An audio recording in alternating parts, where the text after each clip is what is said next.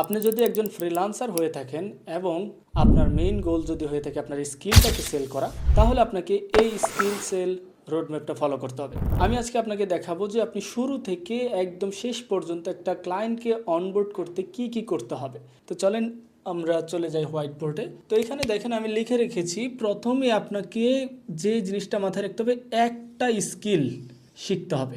মানে আপনি যে কাজই করেন না কেন, স্কিল আপনি মাল্টিপল শিখেন, সমস্যা নেই। মানে একটা স্কিলের সাথে আপনাকে সবসময় যেতে হবে, একটা স্কিল সেল করতে হবে। সেই স্কিলটাকে একদম ডিপলি লার্ন করতে হবে, এত সুন্দর করে এটাকে আপনার কাজ করতে হবে যাতে একটা ক্লায়েন্টও আপনাকে কখনো ব্যাড রিভিউস না দেয়।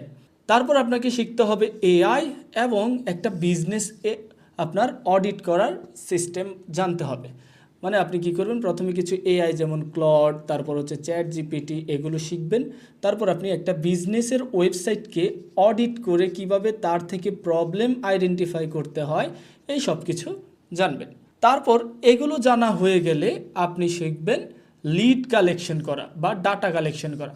কাদেরকে আপনি মেসেজ দিবেন সেটা কালেক্ট করবেন। তারপর সেগুলো কালেক্ট করার পর ওই যে বলছিলাম যে আপনার ক্লড এবং চ্যাট জিপিটি, সেই ক্লড এবং চ্যাট জিপিটি দিয়ে আপনি যে এআইটা শিখবেন সেটা দিয়ে প্রপোজাল মেক করবেন। সেই প্রপোজালগুলো অবশ্যই পার্সোনালাইজড হতে হবে। পার্সোনালাইজড মানে হচ্ছে আপনার প্রত্যেকটা প্রপোজাল যেন ইউনিক হয়।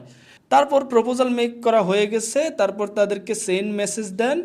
মেসেজ সেন্ড করা হয়ে গেলে দেন যদি কেউ রিপ্লাই না করে 5 day follow up rules follow করেন।